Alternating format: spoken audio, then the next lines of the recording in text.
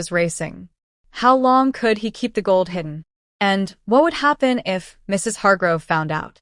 In the quiet village of Meadowbrook, nestled between rolling hills and dense forests, lived a boy named Elias. At just 13 years old, he should have been climbing trees, fishing in the creek, or playing pranks with his friends. Instead, Elias spent most of his days toiling under the unforgiving sun on his father's farmland, a task made even more grueling by his stepmother, Mrs. Hargrove. Mrs. Hargrove was as sharp-tongued as she was calculating. She had arrived in Elias's life 3 years ago, shortly after his mother passed away from illness. His father, a kind but weary man named Thomas, had hoped that marrying again would bring stability to their home. But instead, Mrs. Hargrove brought an icy demeanor and a relentless obsession with wealth.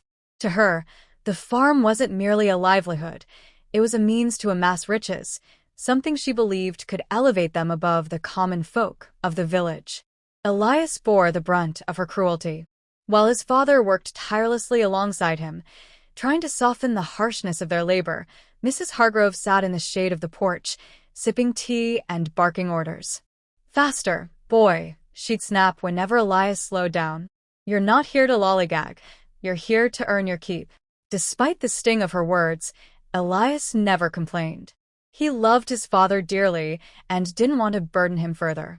So he swallowed his resentment, wiped the sweat from his brow, and kept working. The only solace Elias found was in the rhythm of the land itself, the way the soil smelled after rain, the whisper of the wind through the cornstalks, and the occasional glimpse of deer bounding across the fields at dusk. One crisp autumn morning, Elias set out earlier than usual to make ridges in the potato field.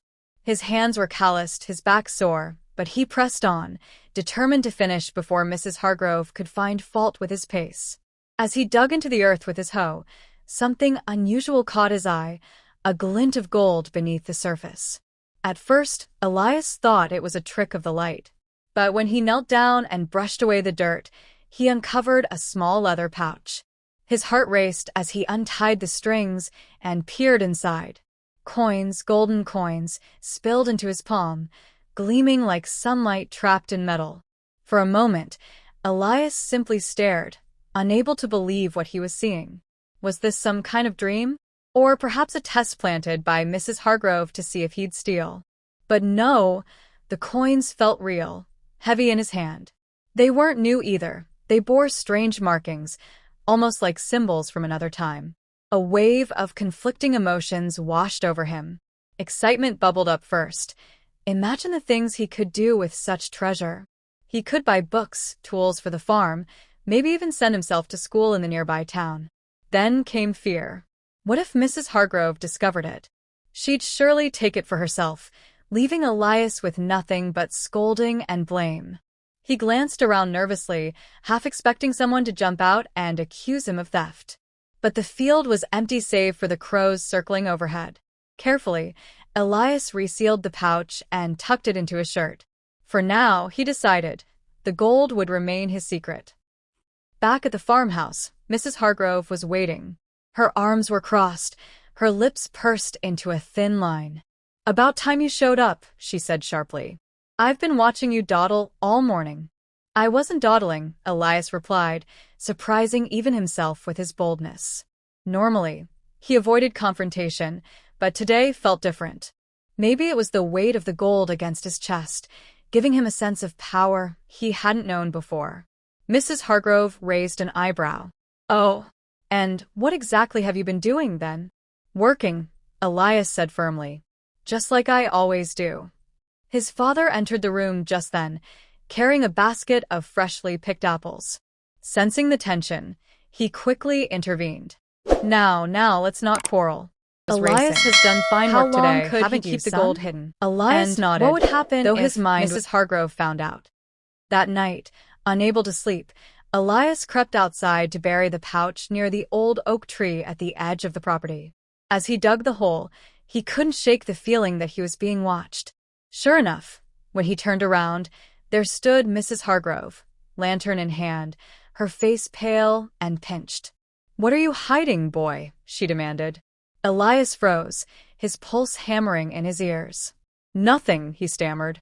I dropped my knife out here earlier and wanted to find it. She narrowed her eyes. Don't lie to me. I saw you digging. Before Elias could react, she snatched the lantern closer and spotted the freshly turned earth. With a gasp, she bent down and unearthed the pouch. Her expression transformed instantly, from suspicion to greed. Gold, she exclaimed, clutching the pouch tightly. Where did you get this? It belongs to the farm, Elias improvised desperately. Maybe someone buried it here long ago. Mrs. Hargrove scoffed. Nonsense. This is ours now. And I'll decide what to do with it. Elias's stomach churned. All his hopes for the gold vanished in an instant. But as Mrs. Hargrove marched back toward the house, triumph written all over her face, Elias noticed something odd. The pouch seemed lighter in her hands. Curiosity got the better of him.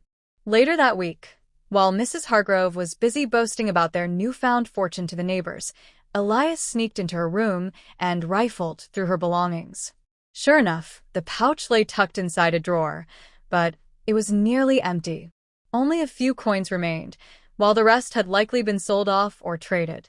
Anger flared within him, not because of the loss of the gold, but because of the injustice.